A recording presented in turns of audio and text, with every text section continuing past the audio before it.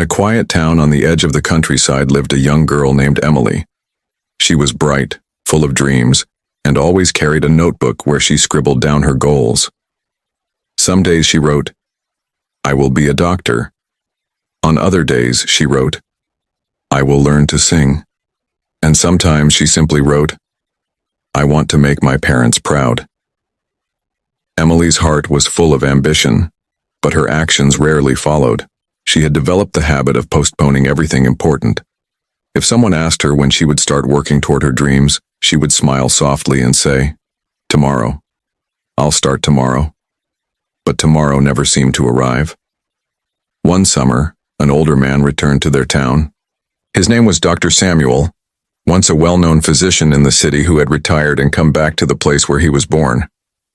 People respected him, not just for his medical skills, but also for the calm wisdom in his words.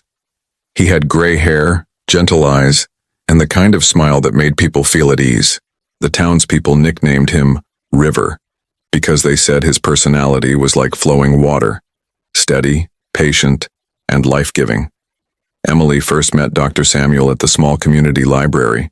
She had borrowed books countless times but rarely finished them.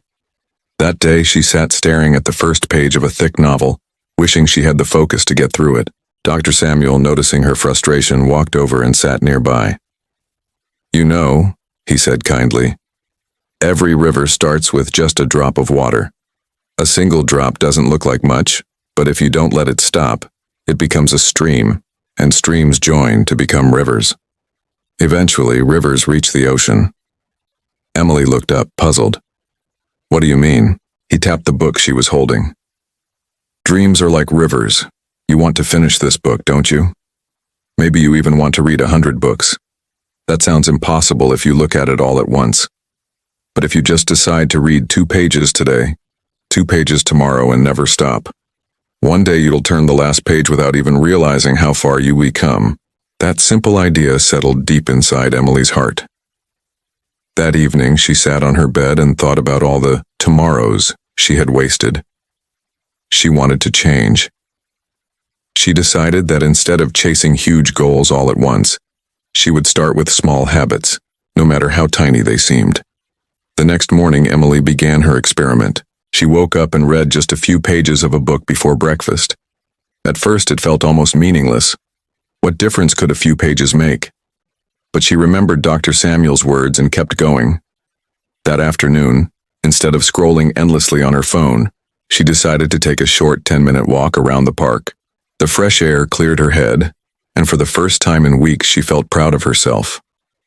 That night, before sleeping, she wrote down one positive thing that had happened that day. It was a simple sentence. "I kept my promise to myself." Days turned into weeks, and Emily stuck with her small habits. She didn't always feel motivated, but she kept her promises. She read a little every day, walked a little every day, and wrote something grateful in her notebook each night. Slowly, almost invisibly, these small acts began to shape her. Her concentration improved. She began finishing her books. The daily walks gave her more energy, and she started feeling confident in her own skin. The gratitude notes softened her heart, making her notice little joys in life she had ignored before. A few months later, her teachers noticed she was more attentive in class. Her grades began to rise, not dramatically at first, but steadily. Emily's parents also noticed she smiled more often, talked more openly, and seemed happier. She had not yet achieved her big dreams, but she was no longer the girl who kept saying tomorrow. She was the girl who acted today, even if the action was small. 1 year after that conversation in the library, the town held a small writing competition. Emily hesitated at first, doubting whether her words were good enough. But she remembered how far she had come. She gathered the courage to submit an essay she had been working on quietly during her nightly writing sessions. Her essay was titled, "Rivers Begin with Drops."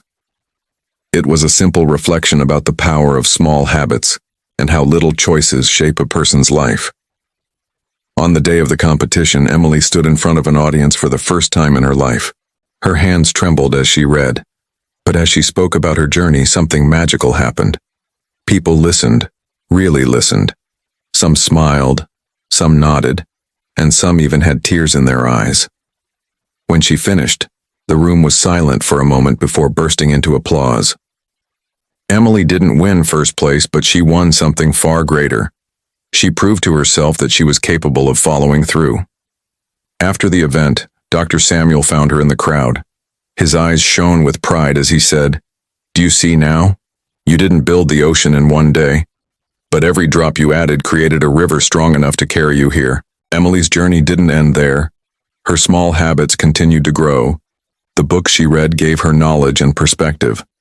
The walks cleared her mind and gave her discipline. The gratitude notes filled her with kindness and resilience. Step by step, she moved closer to her dream of becoming a doctor. Years later, when she finally put on her white coat, she thought of the first day she had promised herself to read just a few pages. That single choice, that single drop, had begun a river that carried her to the ocean of her dreams. Her story became an inspiration in the town. Parents shared it with their children, teachers repeated it to their students, and Emily herself often reminded others, "Don't wait for tomorrow to change your life. Start small today. One page, one step, one note. That's all it takes to begin your river." And so, Emily's life stood as proof that greatness is not built by sudden leaps, but by steady drops of effort that never stop flowing.